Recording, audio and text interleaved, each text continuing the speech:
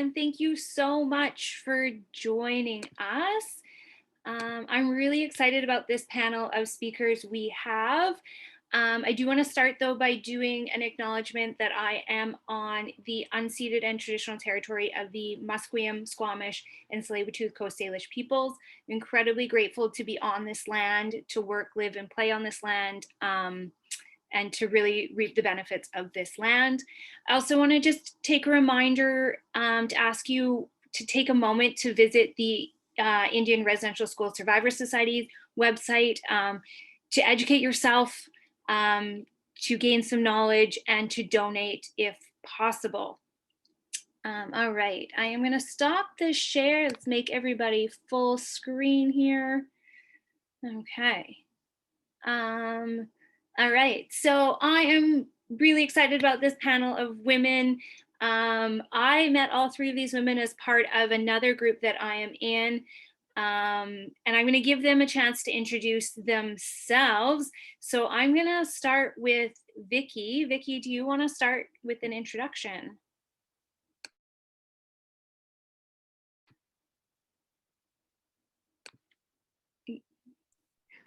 I have to unmute myself. I'm Vicki Keith, coach of the Kingston Y Penguins, which is a swim team for athletes with a physical disability in Kingston. And I come with respect for this land that I'm on today, and for the Haudenosaunee, the Mississauga, and the Omami Winini peoples who have and do live here. I recognize and respect Indigenous peoples as traditional stewards of this land and the enduring relationship that exists between Indigenous peoples and their traditional territories. Thank you. Melissa, or Mel. Hi, everyone. My name is Mel Ignacio, or Mel, if you'd like to call me for short.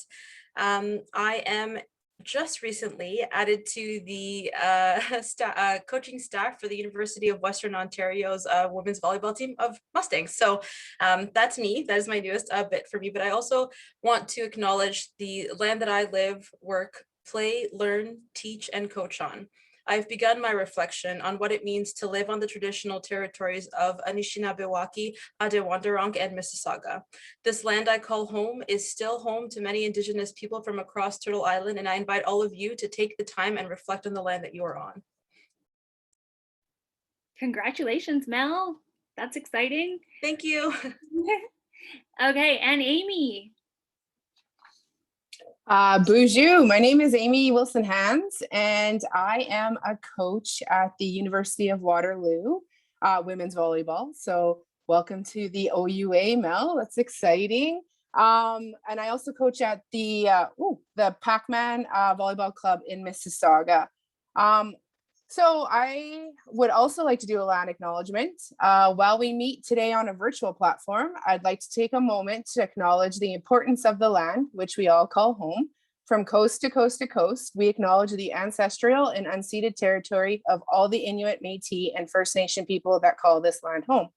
I'm on land which the region of Peel operates, is part of the treaty lands, territory of the Mississaugas of the Credit. In particular, we acknowledge the territory of the Anishinaabe, Huron, Wendat, Haudenosaunee, and the Ojibwe Chippewa peoples, the land that is home to the Métis, and most recently, the territory of the Mississaugas of the Credit First Nation, who are direct descendants of the Mississaugas of the Credit. And I'm excited to be here. Welcome, everybody. Thank you. Thank you all. They definitely did not give a full intro. They are some really incredible women, and I hope that we display that in our conversation today. So we're going to start kind of with pathways into coaching, because I think as women, we take all different routes into coaching. I mean, all coaches do, but I'm really excited to hear kind of their pathways into coaching. So Mel, I'm going to start with you. I think you're our newest coach. I think I am, yes. So as Amy mentioned, my pathway has been short, but it is only the beginning. This is my 6th year coaching volleyball for youth athletes, and this will be my 1st year with post-secondary athletes. I started coaching in the last year of my master's and was an assistant coach with a very good friend of mine. We had very similar coaching philosophies and already had a great relationship. So it made it really easy for us to focus our efforts on our relationships with our athletes and on the game. After completing my master's, I was offered a job here in London, Ontario, and I never had the opportunity to play club. So my network was non-existent.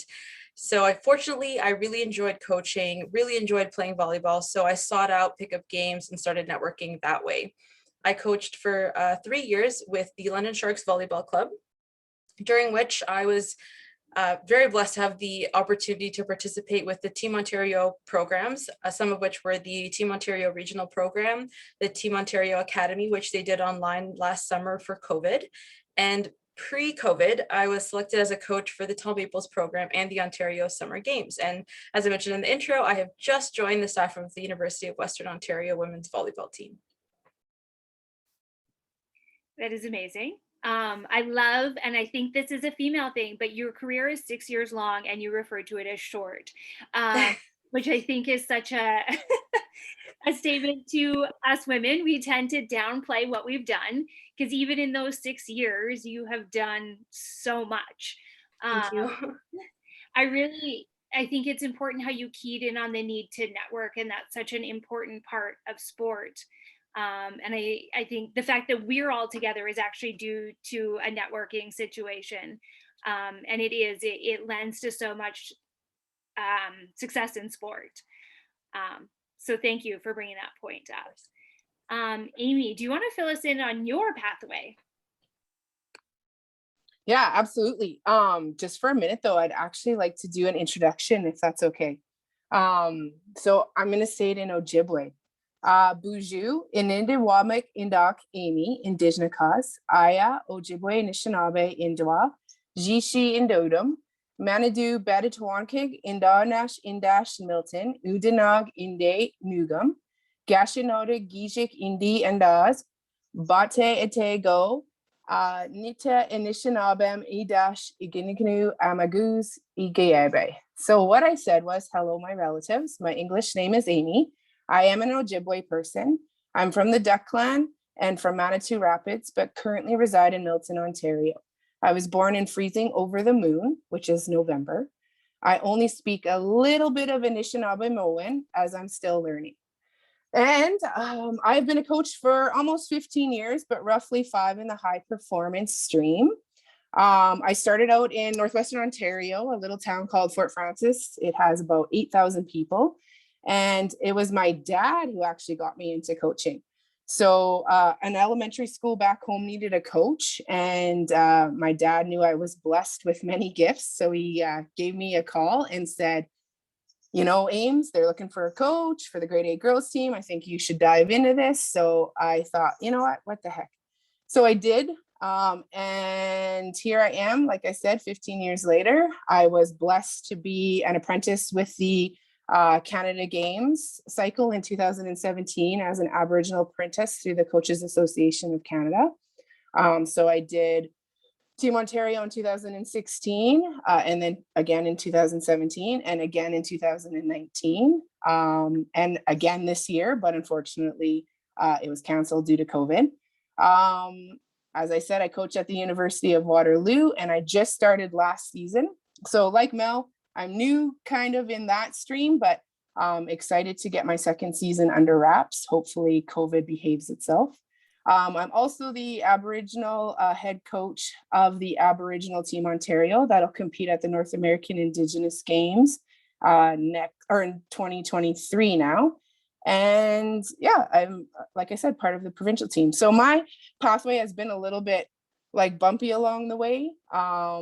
Probably like most coaches, but I don't know. I think we all need those hurdles in order for us to become better coaches. So yeah, that's my pathway.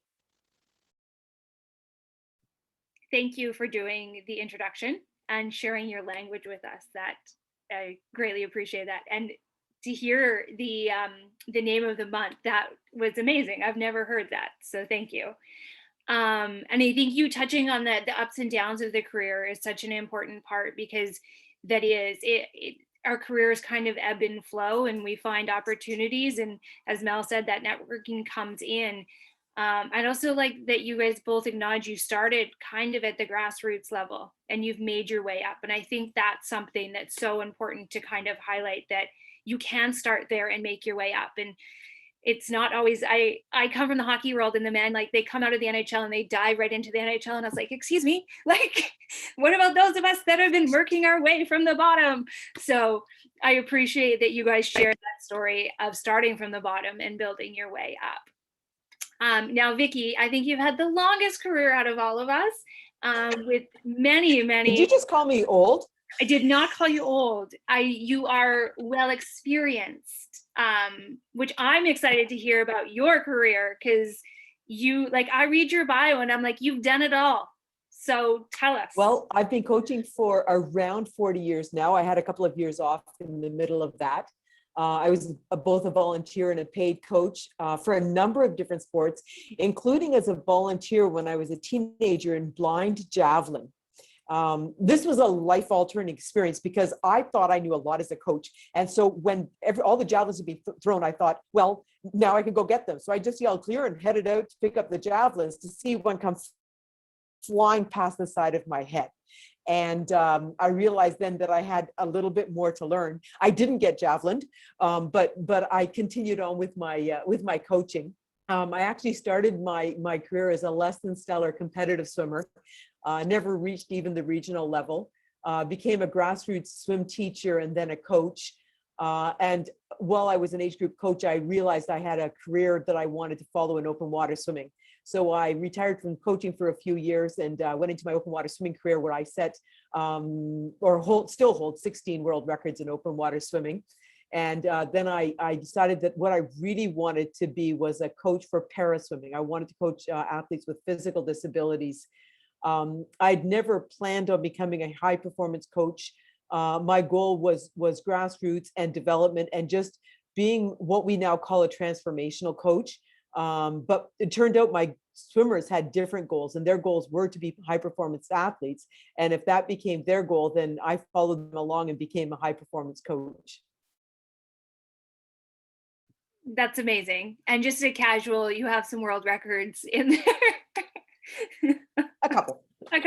I actually have a question, and not to age you in that sense, but I admire that you were able to go into coaching, pause, and go back to competing. How my body is like, no, you may not. I think that open water swimming is a little different than competition. And I think I needed the maturity of a few years to figure out who I was and what I wanted. I always knew I wanted to be something special. I just had no clue on how to do that. And when I was I guess I was about 16 years old when I discovered open water swimming. I opened up the Guinness Book of World Records. It was open water swimming records, and I'm going, oh, I could do this. But then I procrastinated for over 5 years because I didn't know how to start. And I think that's one of the challenges we have is when we don't know how to start something, we procrastinate. Sometimes I call it percolating because we're popping up with these ideas, trying to come up with the brilliant idea. But I procrastinated for a number of years before I ran into somebody who said the things that I needed to hear. And basically that was shut up and do it. So I did a couple of open water swims and realized I couldn't coach and swim. Went into my swimming career. And that's how I found para swimming, because I started raising funds for programs for kids with disabilities. And I saw something important there and realized that if I wanted to do something important, that was the population that I wanted to work with. Wow. I'm inspired right now. I think I've been percolating. I think I'll probably still be percolating, but that really, I think that drive to do something, and then to also find the passion to work with athletes, para athletes, is incredible. One thing I want to talk about is because the careers do ebb and flow, is I want to talk about kind of the successes and the challenges that you guys have had within your careers. And I think as women, we tend to face some fairly unique challenges, but also we tend to celebrate different things in our career. So our successes might be slightly different. I'm gonna go down to Amy there and start with you. So do you want to talk about some challenges and some successes within your career? Yeah, sure, absolutely. So, for me, one of the biggest challenges growing up in Northern Ontario was definitely geographically, we were just far. Like we're 2 hours from the Manitoba border, sitting on a Minnesota border, um, 22 hours from where I live right now, same province, different time zone. So the closest like I guess town to me would be about 2.5 hours. So that right there just was tough. It also seemed to be male dominated where I was. So to break into that was a bit of a challenge. Most of the coaches were very welcoming, but some I think felt like they were, what's the word? Maybe being challenged a bit. So yeah, that was tough sometimes, for sure. Also, like education wise, like just to get coaching education there was tough because again, you had to travel to Winnipeg, which was 4 hours away. Um, and then having resources. So like having like a female role model of some sort was definitely a challenge. I was the like first Indigenous high performance coach in Northwestern Ontario. So like just to find somebody that like one looked like me and two like kind of did what I did was tough. So those were definitely challenges. Like even just in club, it was to get the athletes out. Like there's tons of stuff up in the north that were challenging. In regards to some successes, I didn't let those challenges stop me. So I did travel to like Winnipeg to get coaching education. I did travel to like BC for a week and went to their international school of coaching and got a ton of my like courses, my NCCP courses. We started a club, a good friend of mine back home, and I started a club, and 100% of the athletes were Indigenous, and 95% of the coaches were also Indigenous. So that was pretty amazing to see. Yeah, like I've had some great successes. One being the Aboriginal apprenticeship through the Coaches Association of Canada. I was one of two Indigenous coaches selected out of 84 across the province. So I mean, that right there is a massive feat, something that I'm super proud of. So I think I probably have many more successes. And another big challenge was I had my youngest son 2.5 years ago and still coached, came back to coaching 3 weeks after he was born, and I nursed him. And so I literally would nurse him on the bench. And he was my youngest of five. So I had pretty, not that we should need it, but I had pretty thick skin coming into nursing a baby in public. And I was waiting for the, comments. And to be honest, I had nothing but like encouragement and respect. And even had a dad call out from the sidelines and say, "Good job, mama." So like just that was this huge success because I think, I was prepared for the worst and it didn't come. So that was good. And also being told that is a role model for those athletes that are coming up and maybe one day will become mothers and maybe in the same situation that I was in.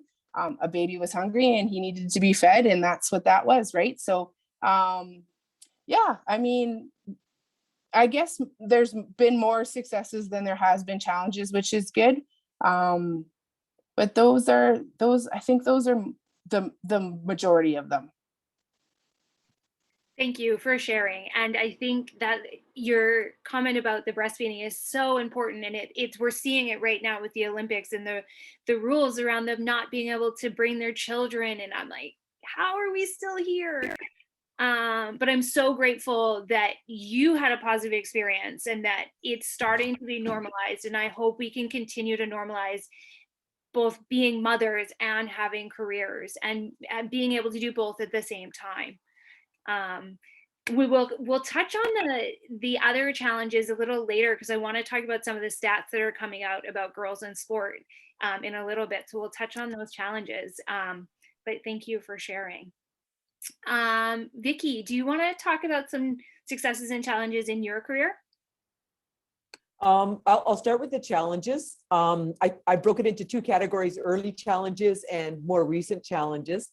When I first became a coach, I was told by the head coach that I should never bend down and put myself at the same level as a child, that I should stand up tall and make them look up at me, because that's how I'd get respect.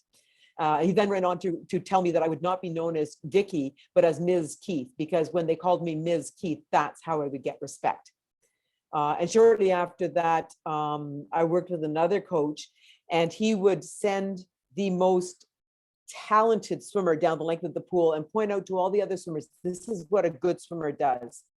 And then he would send the least talented, most poorly coordinated child down the length of the pool and say, and this is a bad swimmer, and this is how you shouldn't swim. And for me, this was really eye-opening, but it helped me realize really young as a coach that I needed to find my own path and not follow the paths of others, because I could not coach the way that I was being told how to coach. It didn't fit with me at all. More recent challenges, and a little bit more about being a female coach in a male dominant environment. I was selected as a head coach for swimming for Team Ontario at the Canada Games. And many times I'd be standing there with my all-male staff beside me, and not once did an official come over to speak to me as the head coach. They perceived the men, as one or the other of them, as being the head coach. And I actually didn't notice it right away. It was another female coach in the stands who said, have you noticed that? And I looked at it and I realized that that's what's going on. And then the male coach would come to me and tell me, but never did they think that they should pass the official on to the head coach. And it was a similar situation. My husband was a volunteer with the team that I coached. And he would come in and he would help with starts and tap for the visually impaired athletes. And the officials would come to him to share information. And I said to him, you need to send them to me so that I can answer the questions. And he said, but I'm just sharing it with you. I said, that's not enough information. What if I have a question? Then I have to go searching down the pool deck to find them. And he was completely supportive of me as a female coach, but didn't see how that was impacting me. And I thought that that's sort of our world right now, is we really don't necessarily, the men, even the men that want to support us, don't necessarily see the world that we live in and understand where we are. In regard to successes, I wrote some down because I knew I'd forget them. I built the largest swim team for youth with physical disabilities in Canada. I've coached 5 athletes to world first in open water swimming, 4 athletes to world-class meets, including 1 athlete to 2 Paralympic Games, 10 athletes to Canadian records, a triathlete to bronze at the World Championships, and I've been selected team coach for 4 World Championships and the Pan Am Games. So that's my story. Wow. Now, the real important question is, did you get down to the athlete's level? Every single day, every single day. I think that and I've sort of planned on speaking a little bit, but the transformational coach concept, treating our athletes as human beings, treating them with respect, is paramount to my program. I think that it's really important that we get down on level, that our athletes know that we respect them, because that's the only way we will get respect as well. I completely agree. And it's mind-boggling to me that someone would tell you the opposite. And this morning in the talk, Natalka was talking about shame-based coaching, and that to me, it falls right into that, right? Is this sense of like creating submission almost, and it's so backwards, and fails to highlight the person we're working with. And you're speaking to the issue with the officials, and like you could probably see all of us nodding, like I deal with it consistently. And the men are getting better, but they don't quite understand the problem. They just can't, they're not able to see it quite yet from our point of view. So thank you for sharing that. And I'm so grateful that your successes have outweighed all those challenges. Mel, do you want to speak to your challenges and your successes? Absolutely. First, it's great to hear from both Amy and Vicki that, I'm not alone in the situation, because, we are in such male dominated sport, right? I'm in volleyball as well. And because my network was non-existent, getting over that first hurdle of how do I find those resources, right? How do I find mentors who could understand what I'm going through? I struggled when I was beginning my coaching career with, financially really was one of the biggest challenges for me. So as I grew my network and I was surrounded by a lot of males, it was extremely difficult for me to be an Asian woman in STEM. So I was doing my master's in chemistry and I have a minor in physics as well. And anytime I would approach a prominent coach, more than likely it was male, only because that is what our community is a lot of male head coaches and a lot of male assistant coaches that I met. And I've experienced a lot of discrimination over my life, but volleyball seemed to hurt the most. I've encountered so many members of the volleyball community who, are shocked that I don't have an accent. When I speak to them and they're like, oh, it's so easy to understand you. And I sit here going, as opposed to what? I'm speaking English just as much as you are. And then being a woman in STEM, being in school, trying to study and do research, research doesn't have a timeline. It doesn't know that my practice is at 6 p.m. to 8 p.m. on Tuesdays and Thursdays.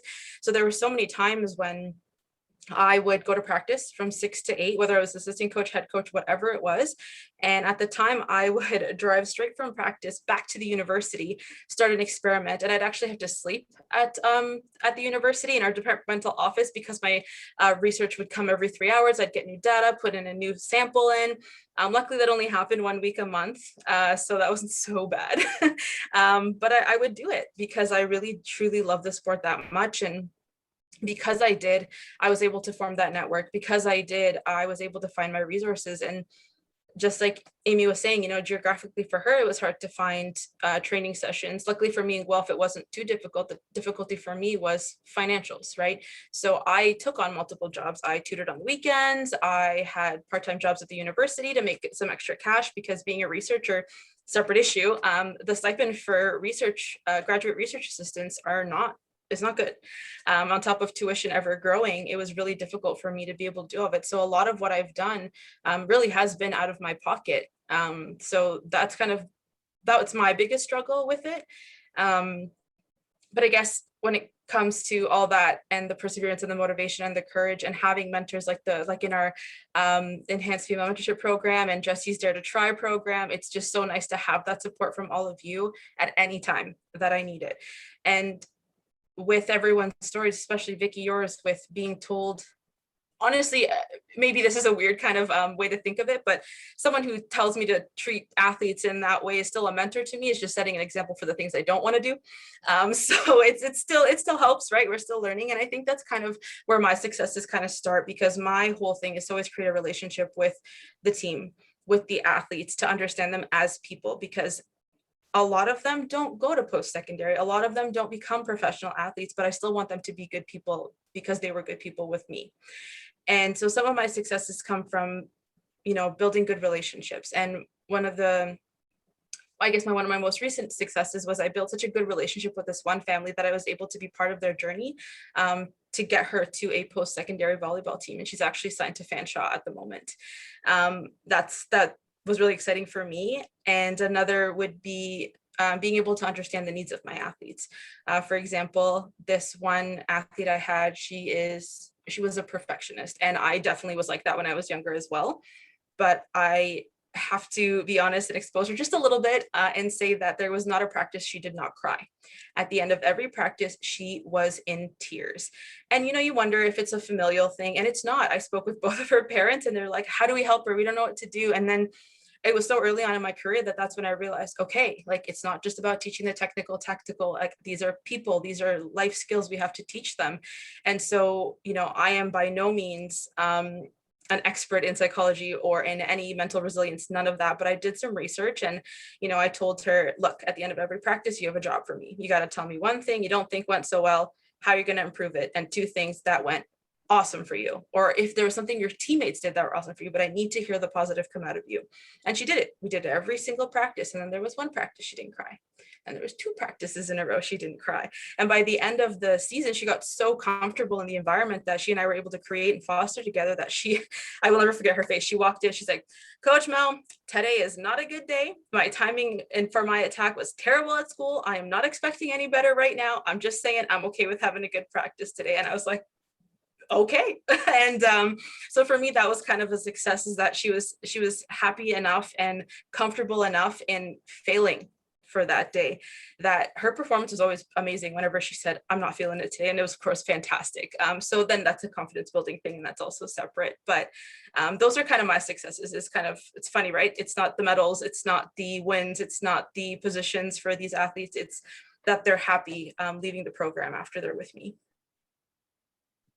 Thank you. Thank you for sharing those experiences. And I think they really do highlight the benefits and the what we get out of coaching, like those relationships and seeing these athletes succeed as athletes, but also as people, is such an important part.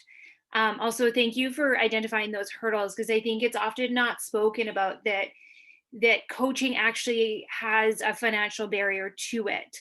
There's financial barriers in getting education, but there's also in the time commitment, because you can't always be working the same kind of jobs that other people are if you're really, really diving into coaching, and it doesn't always pay well, or at all, often not at all. A lot of it is volunteer work.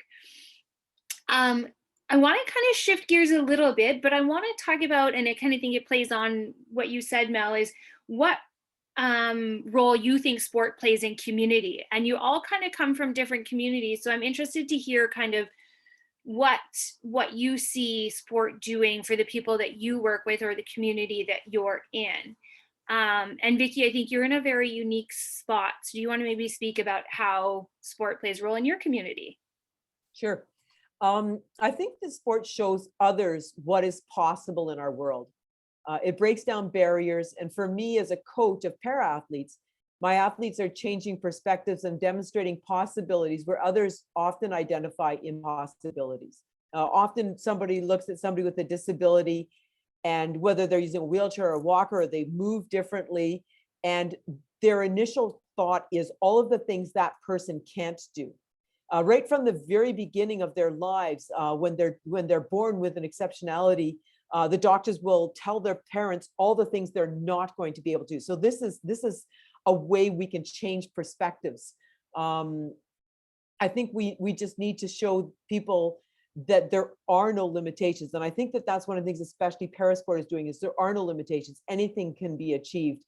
People freak out every time they see my athlete who uses a wheelchair for long distances, hop out of her wheelchair and run over to get something. Or she hops out of her wheelchair and lifts up her wheelchair and walks down a set of stairs because it's not accessible. And people, that's not people's perspective of what disability is. And I think what we're doing is opening doors. I think the sport also opens up the mindset of what our community looks like and helps lower barriers in regard to openness to others. I think that we see our world through such a slim focus. And every time we see somebody that's different than us achieving something great, it just opens that up a little bit more. And I think that sport does that better than any other area, because we're tuned into it. We see exceptionality, and then we realize that that person may look different than us. They may have a different mode of transportation, so many different things they may notice. But I think that it opens doors for everybody and lets people see what the possibilities are, and that we need to get rid of our judgments and just accept people for people. That's amazing. Thank you. And yes, I think that idea of opening the vision is so true. Like, it really expands our vision in terms of what's possible. So thank you. Amy, do you want to talk about, from your standpoint, of what role sport plays in your community? Yeah, absolutely. So just to piggyback on what Vicki said, I need to share a story. So my 2.5-year-old, was diagnosed with a rare brain disease in March 2019. And I think one of the neatest things ever was my 10-year-old said to me one morning, Mom, my brother doesn't have a disability. And I said, what do you mean, buddy? And he said, he doesn't, Mom. And I said, oh, okay. And he said, he has an ability. And I said, okay. And I was waiting for him to go on. He said, he has an ability to do things a bit different. And I started crying because I'm thinking, my 10-year-old gets it, right? And like where a lot of people don't. And so I just appreciate what Vicky's doing, because I hope one day that my 2.5-year-old will play sport somehow, some way. And I have found out the doors that are being opened that I didn't know were possible.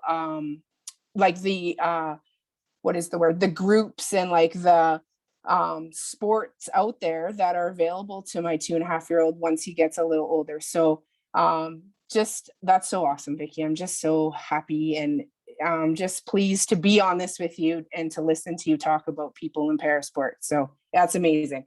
All right, before I get super emotional about that, I feel like sport isn't just a game. Like, it's a useful tool that helps to break down barriers such as social and cultural. It brings players from all different backgrounds, economical statuses, etc., to work together towards a common goal. I know for the Indigenous population in the North, many of the athletes were in First Nation communities that were like 3.5 hours from the nearest like town, my little hometown, Fort Frances. So like, yeah, like just figuring out how to get them to play sports and keep them involved was so important. Breaking down, I don't know, like I think we had, at one point we took a step back, and the OVA, the Ontario Volleyball Association, has been really great. Karish, who works there with the grassroots program, has reached out, and we did an interview about how to break down those barriers to get athletes playing. And so like we identified a few things that might help, and like I'm excited for that adventure, and I hope something comes out of it. And one is just going into the communities and educating the coaches, and then, you know, having the coaches like obviously coach, and setting up like tournaments within First Nation communities to like compete and participate. And yeah, so I think, like I said, it's not a game. It's a useful tool that breaks down the barriers. The club that I coach in, Pac-Man Volleyball Club in Mississauga, is known for being fostering inclusion and being diverse. So like, I'm pretty proud to be a part of that club. So yeah, again, it just helps break down those barriers, cultural, social, bringing together people from economical statuses and all different kinds of backgrounds. Yes, I completely agree. Amy, I'm going to stay on you for a second, and I'm wondering if you can touch on NAG, or the North American Indigenous Games. I've been privileged enough I attended the National Aboriginal Hockey Championships, but I've never experienced NAG, and I think it's Halifax for 2023. But I'd love if you could talk about what that experience is and what you think those events bring to Indigenous communities and Indigenous youth. Yeah, absolutely. Happy to. So yes, you're correct. 2023 is in Halifax. I totally recommend to anybody that can get to a North American Indigenous Games to take it in. If you've been a part of the Canada Games or have like been able to take it in as a spectator, it's a lot like that.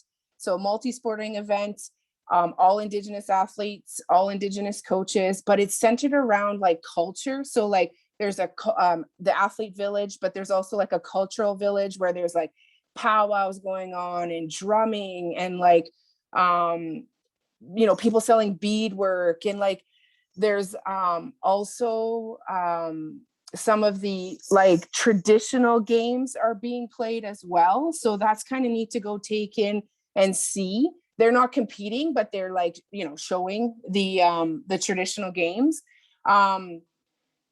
It gives me like chills to think about the opening ceremonies, and like there's 4,000 Indigenous athletes walking in, and like, so for instance, Team Ontario is walking in, we all have the same gear on, but like there's Indigenous athletes holding their community flags, and like the drums are going, and like we're having people that are maybe Indigenous musicians, like a Tribe Called Red, who's now known as Hallucination. They were playing, and like it's just a big celebration of the culture, of the people. It's amazing. I cannot wait to be in Halifax in 2023. I was so bummed that I didn't get to go in 2020, and then again this summer. But yeah, totally recommend, if anyone is near one, to just go in and check it out. It's phenomenal.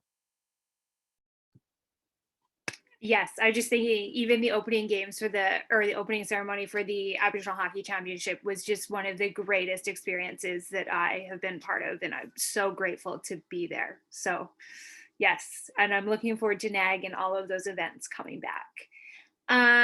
Mel, what role do you see sport playing in community? I find having sport in a community, well, at least growing up when I was watching some of these athletes as well, and being an athlete myself growing up, I think it actually gave me a community to start before I truly understood what sport was really bringing to my community. I joined a community because of the sport, and I think it helps athletes as well as myself as a coach find that place that you belong, and it's not just somewhere that you need to try and fit in. You're not just an athlete. You're not just an athlete trying to develop, to learn. Like, you have so many other skills outside of here that you should bring to the table. You're an athlete, you're a sibling, you're a child, you're an example, you're a role model. And I think, as both Vicki and Amy mentioned, it's about opening your mind up, bringing those barriers down. As a coach, it still happens to me every day, right? Even I am unaware of some of the barriers that, I might even put up myself, and just unconsciously, because that's how I grew up, and that's just how I've lived. That's the culture that I'm in. And part of that is breaking down the barriers myself. And it's very interesting when you start opening up your own mind the way the athletes will too. And you start to see that you really are kind of limitless to the possibilities and capabilities and skills that these talented athletes can bring to the table. They honestly surprise me on a daily basis.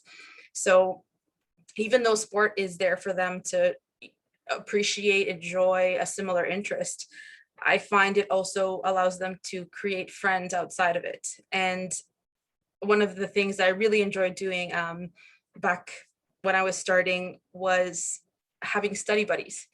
And I think, Vicki, you were there for that chat that we had in our other group. We did a study day around midterms. So instead of practice, everyone brought their books to practice, and we all laid down, we all studied. And it was cool to see, well, athlete A and B, they don't even go to the same school, but they've got the same subject that they need to copy, that they need to study and work toward for an exam the next day or next week. They could partner up and study together, right? Because they were thinking similarly, and that was kind of why I truly appreciate sport. Is I found in a lot of communities where I was trying to fit in, I didn't think like everybody else. I didn't have similar opinions to people. I didn't, enjoy things the way that they did. I'd go with some, school friends, and we'd go watch a volleyball game, and I'd get so excited about certain things, or, how the technique was for this person, or blah, blah, and all my friends would just be like, okay, like it wasn't cool to them, where I was just observing and breaking every little thing. I was like, oh, that's so smart. That's such a more efficient way to do it. And I get excited, like, I don't know what you're talking about, Mel. So, then you start to get quiet, because you start to lose the confidence and excitement, until I found volleyball, my volleyball community. And now we all talk like that. And now we are all super nerds, and we all go to VNL tournaments together. And it's such a fulfilling feeling to find that community, to find what it can do, and to find ways to make sure more people are included in it. So that's my take on it. Thank you. I think that sense of belonging that comes from participating in sport is such an integral part of what brings people back. And that's a good segue into the kind of last question I want to talk about. And I want to basically bring up the stat that I think is Canadian Women in Sport released their information of post-COVID. 1 in 4 girls are not committed to returning to sport, which is a huge loss. I think they broke it down was basically like if every girl in Alberta stopped playing sports, which is staggering. It's a staggering amount of females not returning to sports. So my final question is like, how do you think we get more girls involved in sport, or how do we make sport more accessible to females? Mel, I'm going to come right back to you. For me, I'm going to speak to more of an example that affected me as a child, because it is a very broad question and is very difficult to tackle on its own. But through COVID, families lost their jobs, both mom, dad, whatever, parental support you had, they had lost their jobs. There was no money for it. These kids couldn't go to the outdoor camps, had to get jobs of their own. And I speak only toward the 17, 18 youth that I had the privilege of coaching this past year. And they stopped coming to our online Zoom meetings, oh, Mel, I got to take a shift. Mel, I got to work. And so that hit me hard because, as I mentioned before, like financially, it was difficult for me to take on an opportunity to play organized ball. Amy, I'm from Peel region originally. And when I was 12, I was asked to go to a clinic with Pac-Man. And I was asked to try out, and we couldn't. My family could not afford it, could not afford the time, could not afford the fees, couldn't get us around. And like that sucks. I'm just going to say it very plainly, like that sucks for a child who truly doesn't necessarily understand the value of all that and what that means for them and their opportunities and their development. So for me, I think a way we can make it more accessible, not even just to females, but to athletes in general, is I think as clubs and as coaches, we do have a responsibility to research these available fundings, the grants, and include this information before we even sign these athletes. I think it's important that this type of information, where they can get this, how we can help them fill these applications out, who are the contact people at these organizations who have this kind of funding, all that information should be included in a welcome package at tryouts, in my opinion. As soon as that child walks in and to show any interest, here you go, family, this is where you can get money because these are our fees. Because I've seen so many parents on the sidelines, reading the documents through as we're holding tryouts, and they go, it's this much to play this year? Like, no, I'm not signing them up. And then they don't come back for the second tryout. And it's sad because all of these kids want to be there. All of these kids want to make friends. So I speak to that only because of how it impacted me as a child. I never, ever got to play organized ball. So I think coaching at the OVA is the closest I'm going to get to doing that. And but I played wherever I could, right? I played in community leagues. I played in intramurals at school. I played in adult volleyball leagues because that was what I could afford. Had I been able to do others, who knows? But I don't wonder that anymore, right? I know that this is where I'm supposed to be, and I'm supposed to share the knowledge that I learned on my own with everybody else now. So I think as clubs, coaches, do some research to help not just your athletes, but prospective athletes, children, youth athletes, to participate in the sport by doing your research and sharing your information. I think that's what's important for us in accessibility for sports. Thank you. I actually just made a note because I coach a very expensive sport, and like the introduction to play it's high, and I think my brother played hockey. it's crazy expensive, so I think that's a fantastic idea, and I'm gonna do some research now. Awesome. That's awesome. Vicki, what do you think we can do to make sport more accessible and get these girls involved? So I start always as a coach of athletes with physical disabilities, and then I also consider the female aspect of it. 53% of kids with a disability don't have a friend, and the number is likely closer to 80% because some kids think they have a friend because somebody is nice to them, and being a friend is so much more than just having somebody that is nice to you. So when I look at people with disabilities, I know that it expands into our whole world. If I see it as through the eyes of somebody with a disability, I know that it's true for everybody. Everybody needs friendship. Everybody needs a social circle. And there's so often we have really positive female coaches leading the the charge in making sure that our young people are socially strong, but it's not happening in all sports. I also consider the word inclusive as opposed to accessible. Accessibility often speaks to physical barriers. And, you know, there are a lot of those, obviously, as we try and bring females into sport. But I think that it's more than that. I think we need to build a positive team structure where everyone feels welcome and create a physically and emotionally safe environment where our youth feel comfortable challenging themselves without negativity or judgment. And I think that is changing a whole mentality, what sport is. And sport isn't, the goal in sport isn't to make tough people, right? And that seems to be the direction we're going. Everybody's trying to prove how tough each other are, and they're trying to prove that they're making their athletes tougher. Well, our goal isn't to make tougher people. Our goal is help these young people be who they are and discover who they are, and then reach out towards the goals that are important to them. And so I think we just have to be a completely welcoming environment, and let them know that they are welcome no matter what, and then teach our young people how to speak to each other in a respectful manner. Cliques is a huge issue in sport, and I think it's really important that we understand that everybody should be welcome. It doesn't matter of what their difference is. It doesn't matter if they're socially strong or not. It doesn't matter if they have a physical difference or not. It doesn't matter what if they look different to us. Everybody should be welcome, and everybody should be brought in a judgment-free zone. Yes, I 100% agree. I like that you keyed in on the need for safety, and it's such an important part, and I think it gets lost because we forget about how our language and all of those things impact them and create safe spaces that aren't actually safe. Even though we think they are, they're not.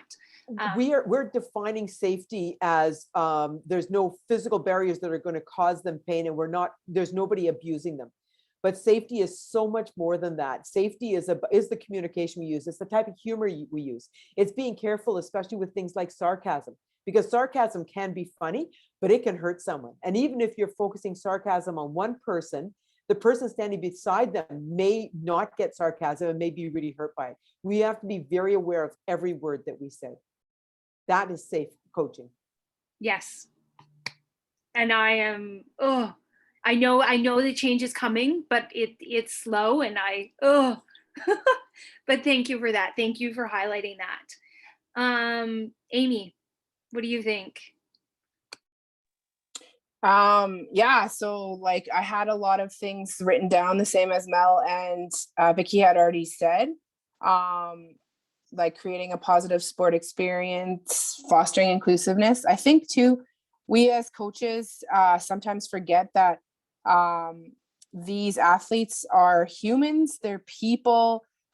Their life isn't just our sport when they come to see us, and we're helping develop life skills in a lot of ways. And like, I think for myself, it took a long time for me to realize what an impact I had as a coach, right? Like you coach these, I coached female mostly. I did coach male as well, but not as much as I do coach female. And you just think, okay, I have them for these few seasons, and like, you know, you get them to where they want to go, help them reach their goals. And then you're like, you know, take care, whatever. Well, a few years ago, I actually ended up with a message from one of my athletes who just thanked me and said, you know, I don't think I'd be alive today if it wasn't for you. And she said, you know, she had a moment where she was not doing well, and she ended up in the hospital. And like myself and my co-coach went and visited her, and she said, you have no idea what that did for me. And you know, me just thinking, okay, I'm going to visit her, like, know that I'm here for her, you know. But she said, you kept me alive. And she said, you taking a chance on me by putting me on that team, it helped me to choose this path instead of another path. And so that sits with me every single time I'm in a tryout. Like, you know, obviously you're looking at the technical, you know, and like figuring out how does this athlete fit in with our team culture and our team. But like, that sits with me all the time. Like, am I going to help this athlete in a way that they need it, or they might not get it if I don't, you know what I mean? And so that has, I'm sure over the years, people have looked at me and said, what are you doing? Why are you taking that athlete or whatever? Not that I listen to them, but, and then I know why, you know what I mean? That's my why. And that's what matters. And so I think that's one of the biggest things of coaching, is just realizing just how much of an impact we have on our athletes.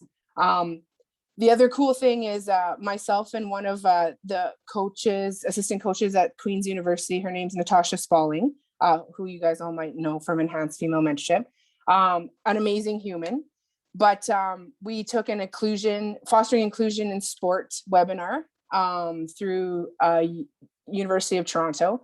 And it was about obviously fostering inclusion, and she wanted to make a change, and her and I sat on a Zoom call, and she came up with an idea of having universities donate their used equipment to First Nation communities in the North. So that has been such an amazing positive experience. I spoke with someone up in the North, because where I'm from, we have 10 First Nation communities surrounding us, but obviously there's more.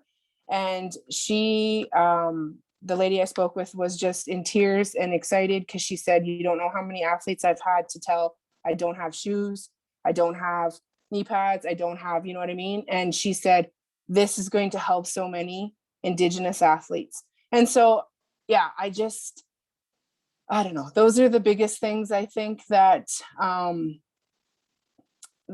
yeah, there's so much more, but obviously, you know, we'd be here for 5 more hours if I was to continue to talk. But yeah, yeah, that's it. Thank you. I got goosebumps multiple times. I don't have words, but I think that you hit on that sentiment that we have lasting impacts on these people's lives, and it's so important to be aware of how we're showing up, because we can help them or we can hurt them without even knowing. So thank you for that. And thank you for bringing up that organization. And I would love if you would share that information with me, because I think there's so many groups with hockey equipment that could be, you know, donated and used, because it is such an expensive sport. And I'm sure there's other sports. So I would love to get that information from you. Conscious of time, I want to give you guys each a moment to kind of say any final thoughts, and then we will wrap it up. Mel, final thoughts? Definitely. First, thank you again, Amy, for thinking of me and inviting me to be on this panel, because it did take me a minute to think about it, because when I saw the list of the people you were going to ask, I was extremely intimidated. I was like, and you've heard me say it in our calls too, I was like, I'm still a baby, you know, I'm still learning everything that I want to do, and I'm still learning about myself. But thank you very much for allowing me to be a part of this. It's been an amazing opportunity to learn both from Vicki, Amy, and yourself. Some final thoughts on coaching in general is everything we've just talked about today, which is true, is everything we do is being watched, right, by these athletes, by organizations, everything. So there really is a lot of pressure on coaches. And sometimes these athletes don't know, you know, I do my best to keep the athletes out of politics, and sometimes you can't, but you know, you do your best, because that's not what they're there for. And I remember, I'm going to tell a story as well, where one athlete kind of came up to me before practice, and she said, Mel, is this not your job? And I said, what do you mean? And she's like, is your job not to just coach us? She's like, what do you do in the daytime? I said, oh, I said, I work in a lab. I am a chemist. I work in a lab. I do that all day, and then I come to practice. She goes, do they pay you for this? Do we pay you for this? And I was like, no, you don't. And she goes, why? And then it was, anyway, so that was just kind of like, she didn't understand that, like, we're there because we love it, right? We love being there for them. We love supporting them. We've all grown as people, we've grown as coaches, and we just want to be able to share that information and allow them the resources to do the same. So thank you all for being, you know, examples for me to continue and keep going, because it's like you said, it ebbs and flows, it gets rocky sometimes. So thank you all for being an inspiration every day. Thank you. Thank you for agreeing to join us. Vicki, final thoughts? Remembered my microphone. I think that it's really important to understand the transformational coaching can be a high performance coaching style. We look at the numbers of male versus female coaches being selected for the coaching staffs of the Olympics and the Paralympics. We are measuring coaching in different ways. We define coaching one way, we measure it a different way. So I think it's really important that we understand that what we are doing, the coaches that are choosing a transformational coaching style are coaching the full athlete, and that is going to help them get to the elite level. And you can do both, but don't step away. And I've seen so often with the apprentices that I've worked with is they think that they're doing it wrong if they're focusing on the small technical aspect, they're focusing on the person over anything else. And we're doing it right. We're just not measuring it the same way. Our job is to create a positive, safe environment that helps our athletes discover their abilities and possibilities and learn how to push themselves to achieve the goals that they set for themselves.